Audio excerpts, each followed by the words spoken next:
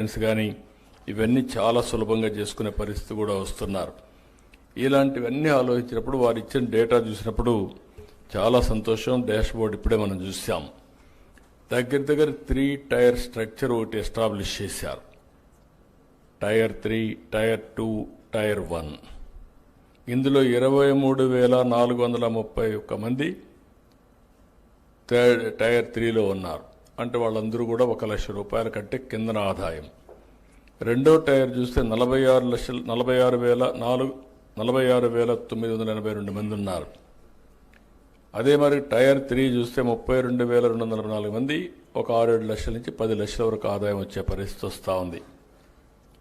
అంటే దీన్ని బట్టి చూసినప్పుడు మనం అందరం కూడా ఆలోచించాల్సింది, వీళ్ళ ఆదాయాన్ని పెంచడానికి ఏం చేస్తే బాగుంటుందనో ఒక ఎక్సర్సైజ్ చేశాం.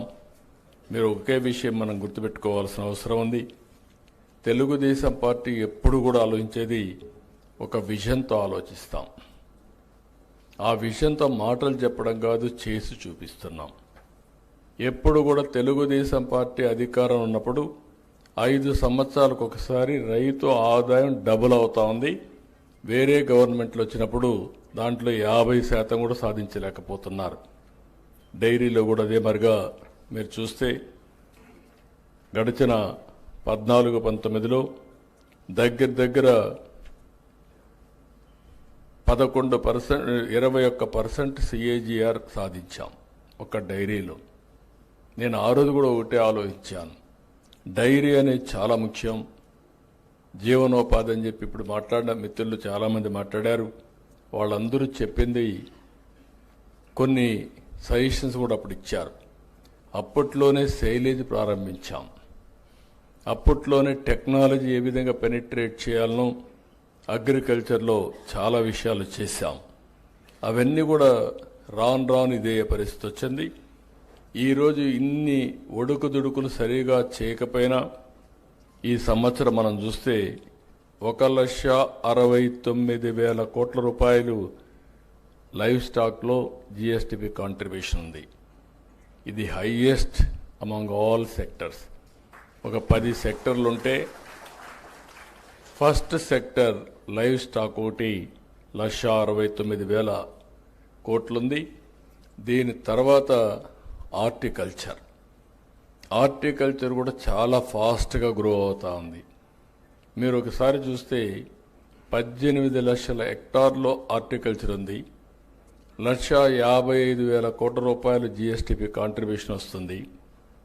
వ్యవసాయం దగ్గర ఇప్పుడు చేసేదే చూస్తే 50 లక్షల హెక్టార్లు వ్యవసాయం చేస్తారు. వాళ్ళ ఆదాయం 51,000 కోట్ల రూపాయలు జిఎస్టిపి కాంట్రిబ్యూషన్ ఉంది. 18 లక్షల కాంట్రిబ్యూషన్ 1,55,000 కోట్లు. 50 లక్షల హెక్టార్ల కాంట్రిబ్యూషన్ 51,000 కోట్ల కాంట్రిబ్యూషన్. అది చూసిన తర్వాత మొన్నే ఆదేశాలు ఇచ్చాను, డబల్ చేయమని. 18 లక్షల హెక్టార్లని 36 లక్షల హెక్టార్లు రాబోయే 5 ఏళ్లు చేస్తే వీళ్ళ ఆదాయం కూడా డబుల్ అవుతుందనే ఉద్దేశంతో ఆదేశాలు ఇచ్చాను. దాని టెక్నాలజీ కూడా ఇంటిగ్రేట్ చేస్తున్నాం.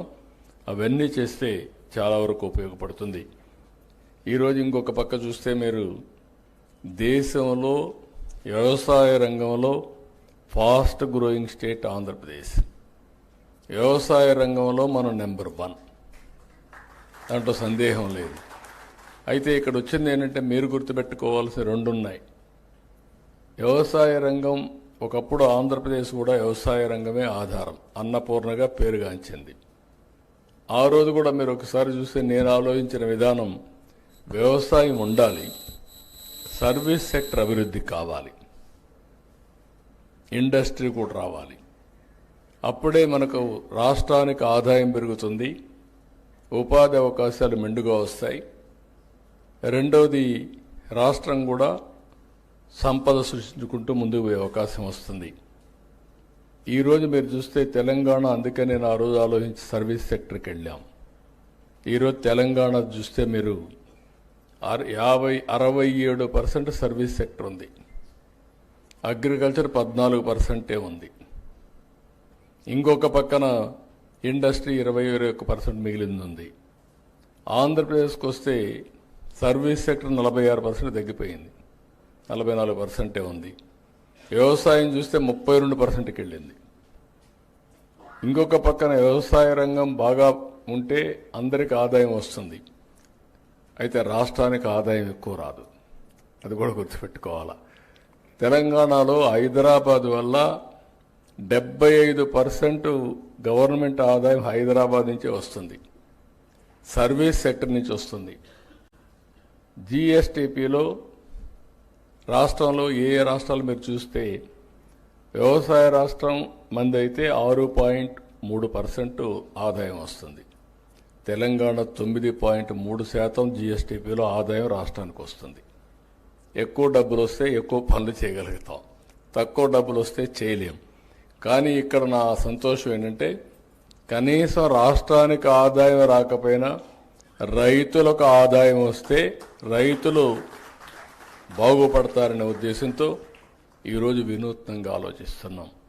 మీరందరూ గుర్తుపెట్టుకోవాలి, ఫుడ్ హ్యాబిట్స్ మారాయి. ఒకప్పుడు అందరూ రైస్ తినేవాళ్ళు, కొన్ని ప్రాంతాల్లో రాగి తినేవాళ్ళు, కొన్ని ప్రాంతాల్లో జొన్నలు తినేవాళ్ళు.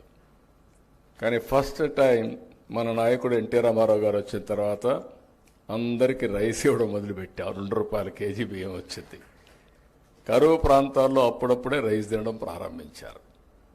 కానీ ఈరోజు వచ్చిన పరిస్థితులు మారాయి. రైస్ ఎక్కువ తింటే డయాబెటీస్ వస్తుంది. ఫుడ్ హ్యాబిట్స్ దీనివల్ల మారిపోతున్నాయి. ఫుడ్ హ్యాబిట్స్ మీరందరూ కూడా గుర్తుపెట్టుకోవాల్సింది, మనిషి యొక్క ఆరోగ్యం మనం తినే తిండి పైన, మన అలవాట్ల పైన, లైఫ్ స్టైల్స్ పైన ఆధారపడుతుంది. అందుకే చాలా టెక్నాలజీస్ వచ్చాయి, అవన్నీ నేను మళ్ళీ మాట్లాడతాను. కానీ ఈరోజు ప్రపంచం మొత్తం ఆహారపు అలవాట్లు పెరిగి ప్రోటీన్ రిచ్ ఫుడ్కి వెళుతున్నారు. ప్రోటీన్ అంటే మీరంతా కూడా చికెన్, ఫిష్, లేకుంటే ఎగ్స్. మన మిత్రులు చెప్తున్నారు ఎగ్స్ డిమాండ్ తగ్గిందని, కరెక్టే. కానీ కనీసం నేనైతే మార్నింగ్ అయితే బ్రేక్ఫాస్ట్ ఉండదు, ఓన్లీ ఆమ్లెట్ ఉంటుంది. అది నా మొత్తం లైఫ్ స్టైల్లోనే మార్చుకున్నాం. ఈ విధంగా ప్రతి ఒక్కరు కూడా మార్చుకుంటున్నాం. ఒక పక్క ప్రోటీన్ అయిన తర్వాత ఇంకొక పక్క మీరు చూస్తే మిల్లెట్స్ ఇవన్నీ కూడా వస్తున్నాయి, బ్యాలెన్సింగ్ కోసం. ఇంకొక పక్కన ఫ్రూట్స్ అండ్ వెజిటబుల్స్ బాగా పెరుగుతున్నాయి. ఈ విషయం కూడా గుర్తుపెట్టుకోవాలి. దీనివల్ల ఇప్పుడు మొత్తం ప్రపంచం అంతా కూడా హార్టికల్చర్కి ఎక్కువ ప్రాధాన్యత వచ్చింది. అందుకే నేను కూడా మొత్తం చేంజ్ చేస్తున్నాను. హార్టికల్చర్కి ఎక్కువ ప్రాధాన్యత ఇచ్చి ఈరోజు మీరు చూస్తే నేను లాంగ్ బ్యాక్ ఆనాటి ప్రధానమంత్రి గారిని కన్విన్స్ చేసి వాజ్పేయి గారిని మైక్రో ఇరిగేషన్ ఎట్టుండాలో నేను ఒక రిపోర్ట్ ఇచ్చాను. ఆ రిపోర్ట్ ఇప్పటికి కూడా మైక్రో ఇరిగేషన్కు ఒక బైబిల్ మారిగా, ఒక భగవద్గీత మారిగా దాన్నే ఫాలో అవుతున్నారు. అందుకే నేను గర్వంగా చెప్పగలుగుతున్నా, ఈరోజు 5 సంవత్సరాలు ఒక్క రూపాయి కూడా వీళ్ళు ఇవ్వలేదు. మళ్ళీ ఈ సంవత్సరం పికప్ చేశాం. దేశంలో మైక్రో ఇరిగేషన్కి నెంబర్ 1 రాష్ట్రం ఏదంటే దానికి చిరునామా ఆంధ్రప్రదేశ్. 16 లక్షల హెక్టార్లలో మైక్రో ఇరిగేషన్ పెట్టాం, ఆటోమేషన్ పెట్టాం. ఈరోజు మీరు మైక్రో ఇరిగేషన్ వచ్చినాక ఆటోమేషన్ వస్తే యాప్ ద్వారా ఎప్పుడు కావాలంటే అప్పుడు ఆన్ చేస్తారు, ఎంత టైం కావాలంత టైం నీళ్లు ఇస్తారు. అవసరమైతే నీళ్లు కరెక్ట్గా వెళ్ళలేకుండా చెక్ చేసుకునే టెక్నాలజీస్ వచ్చేస్తున్నాయి. టోటల్ మెకనైజేషన్తో ముందుకు పోయే పరిస్థితికి వచ్చాం. ఇక్కడికి వచ్చినప్పుడు మళ్ళీ నేను అందుకనే అగ్రికల్చర్లో, అలైడ్ ఇండస్ట్రీస్లో ఒక వినూత్నమైన ఆలోచనలు చేస్తున్నాం. ఇవి చేస్తూనే లాజికల్గా తీసుకుపోవడం కోసం మళ్ళీ ఫుడ్ ప్రాసెసింగ్ ఒక ప్రత్యేకమైన శ్రద్ధ పెట్టి ఒక సెక్రటరీని దానికి పెట్టాం.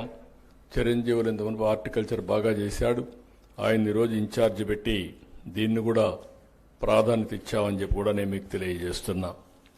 అయితే ఇక్కడికి మీరు వచ్చినప్పుడు నేను కొన్ని విషయాలు మీరు చూస్తే కొన్ని సమస్యలు కూడా ఇక్కడ నేను వచ్చినప్పుడు చూశాను.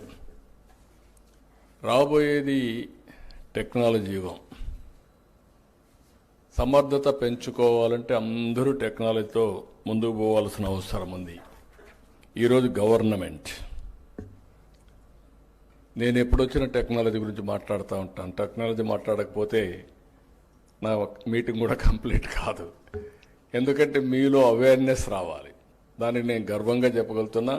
ఈరోజు చాట్ జీపీటీ ఎక్కువ వాడేవాళ్ళు ఎవరున్నారంటే ఇండియన్స్, అందులో ఎక్కువ ఎవరున్నారంటే తెలుగు వాళ్ళు ఉన్నారు. దీనికి గర్వపడుతున్నారని చెప్పి మళ్ళీ తెలియజేస్తున్నా. ఏ కూడా అడాప్ట్ చేసుకుంటున్నాం. అందుకే ఈరోజు చూస్తే నేను వస్తానే రియల్ టైం గవర్నెన్స్, దీనికి ప్రాధాన్యత ఇచ్చాను. అన్ని డిపార్ట్మెంట్ డేటా అంతా తీసుకొస్తున్నాం. ఈరోజు ఆధార్ ఉంది. It is a game changer. ఇప్పుడు మీరందరూ ఇక్కడికి వచ్చారు. ఎవరు వచ్చారో చూసుకోవాలంటే వీడియోలు తీసేసి కంప్యూటర్లో పెడితే మీ పేర్లు వస్తాయి, మీ అడ్రస్లు వస్తాయి. That is the technology power. అందుకే ఆధార్కు biggest advantage authentication of every citizen. ఆంధ్రప్రదేశ్లో 5,20,00,000 మంది, 5,05,00,000 మంది దాకా ఉన్నారు. అందరినీ ఆధార్ అథెంటికేషన్ చేశాం. ఇండల్లో ఉండే చిన్న పిల్లలు కూడా, పుట్టిన పిల్లలు కూడా చైల్డ్ ఆధార్ పెట్టేశాం. ఇంకా 5 ఏళ్ళు అవుతానే రెగ్యులర్ ఆధార్ వచ్చేస్తుంది. ఇంకొక్క వ్యక్తి కూడా ఆంధ్రప్రదేశ్లో ఇల్లీగల్ మైగ్రేషన్లు కానీ ఆధార్ లేకుండా ఉండే అవకాశం లేదు. రెండోది, ఆ ఇంట్లో ఎంతమంది ఉన్నారో ఆ 5 మందో 6 మందో ఒక ఇల్లు తీసుకొస్తున్నాం. ఆ ఇల్లు ఎక్కడుందో జియో ట్యాగింగ్ చేస్తున్నాం. రేపు ఎప్పుడన్నా వరదలు వస్తే, లేకుంటే ఎప్పుడన్నా విపత్తు వస్తే నేను మెడిసిన్ పంపించాలంటే కంప్యూటరైజ్ చేసి డ్రోన్ ద్వారా ఆ ఇంటి పైన పంపించి మీకు ఫోన్ చేసి చెప్పే పరిస్థితికి వస్తున్నాం. It is possible in technology. అదే సమయంలో అన్ని డిపార్ట్మెంట్లో ఇంటిగ్రేట్ చేసి రాష్ట్ర ప్రభుత్వం, కేంద్ర ప్రభుత్వం ఇచ్చే వెల్ఫేర్ అంతా బుక్ చేస్తున్నాం. సో దట్ ఏ ఫ్యామిలీకి ఎంత ఇస్తున్నాం, ఇంకా ఏమేం చేయాలి ఆ ఫ్యామిలీకి, ప్రతి